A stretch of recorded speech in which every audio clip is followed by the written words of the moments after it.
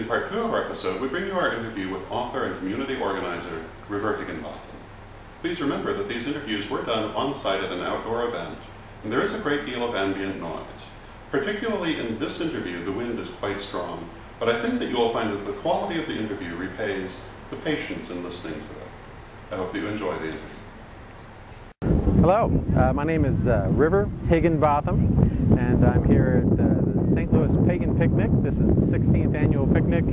It's June 8th, 2008. And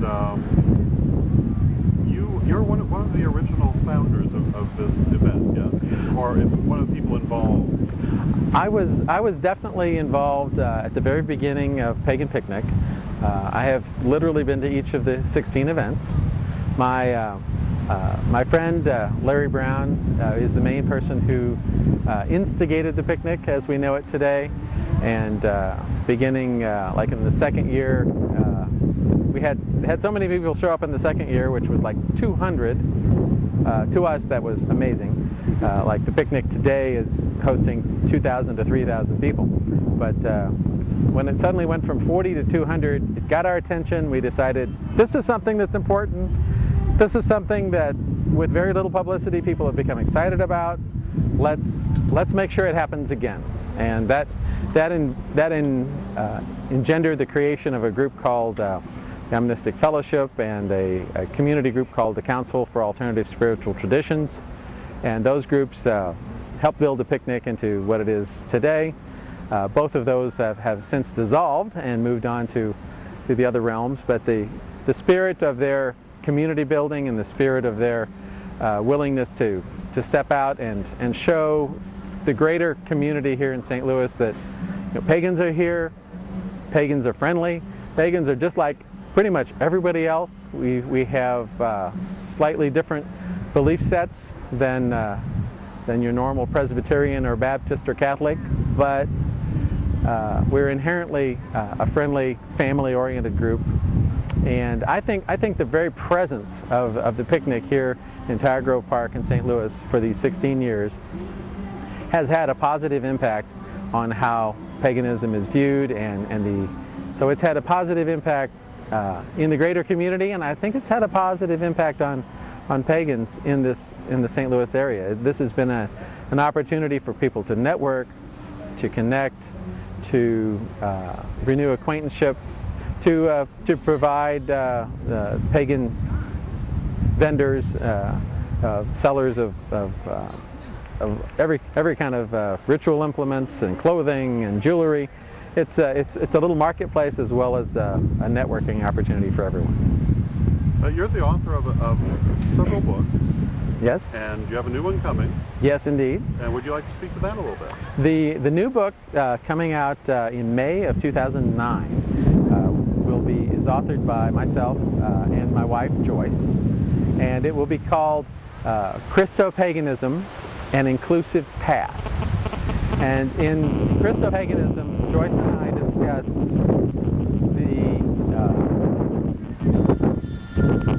there we go. Sorry about that. We discuss the fact that people who are pagan, some of them are still remaining Christian to some degree. And some people who are Christian kind of have an alter ego that is pagan. And some people actively blend their Christian and their pagan traditions together. And we found this to be an interesting thing. To a degree, we've experienced it ourselves. And we look at the path of growth and development of individuals and how that can lay a foundation for this blendedness of traditions. Also, paganism in general is a pretty eclectic and syncretic set of beliefs. And for some people, that syncretism has included bringing in aspects of Christianity. One other piece of it is, if you talk about what is paganism, well, today paganism includes a broad range of beliefs looking back to the wisdom traditions of the Egyptians, of the Celts, of the Romans and the Greeks and the native Europeans and the native Africans and Native Americans. All of these different wisdom traditions from earlier ages mission to bring them together and inform their current spirituality under the umbrella of paganism. Likewise, you could ask the question about Christianity. What Christianity? Christianity now is defined by the present church and denominations, or maybe it's useful to look at Christianity as it existed 1,000 years ago or 2,000 years ago at the beginnings of the Christian era. So looking at Christianity through time, looking at paganism as a syncretic collector of different wisdom ideas, put all that together, and that's what we describe in Christo-paganism. Very cool. We were talking before the start of the interview about Diana's Grove. You wanted to say a couple of words about that. Yes, I do. Diana's Grove is a retreat center in central Missouri. Its focus is personal growth and development. It does not focus particularly on what your belief system is.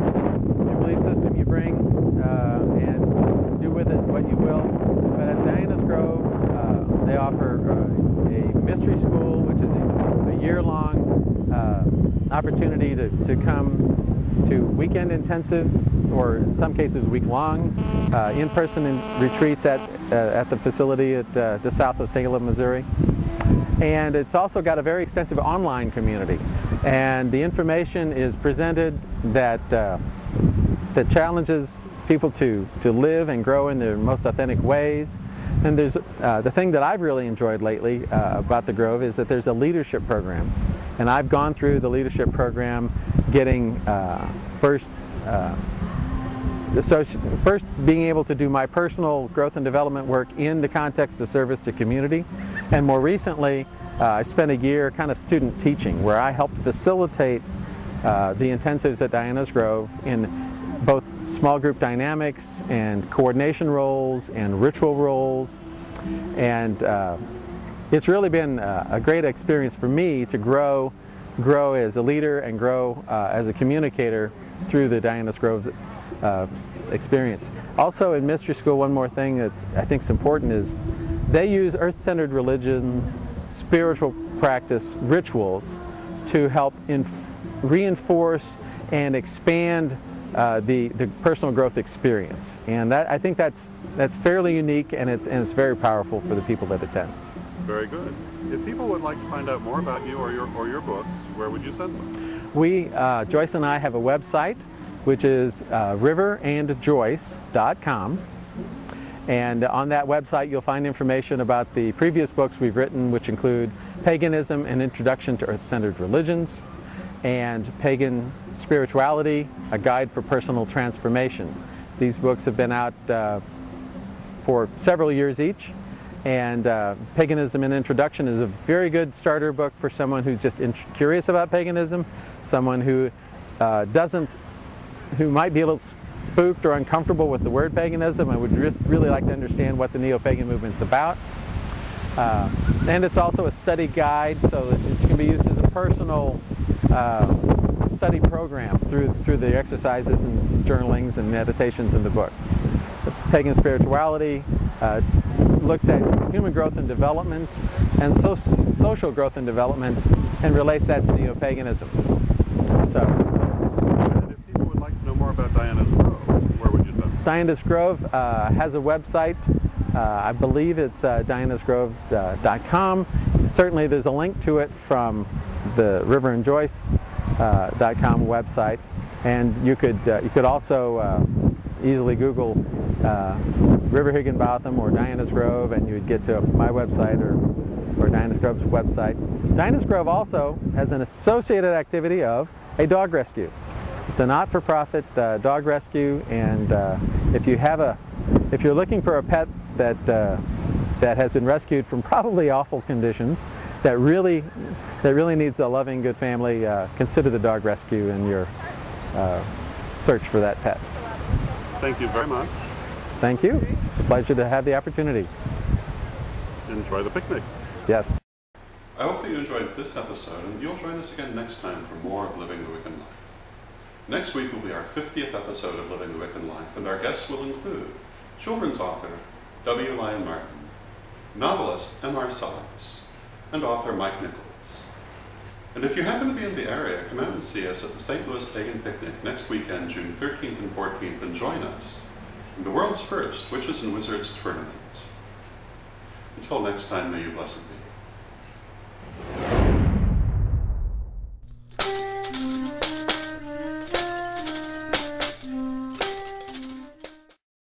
And don't forget, the Witches and Wizards Trivia Tournament at the St. Louis Pagan Picnic, June 13th and 14th. It'll be a blast!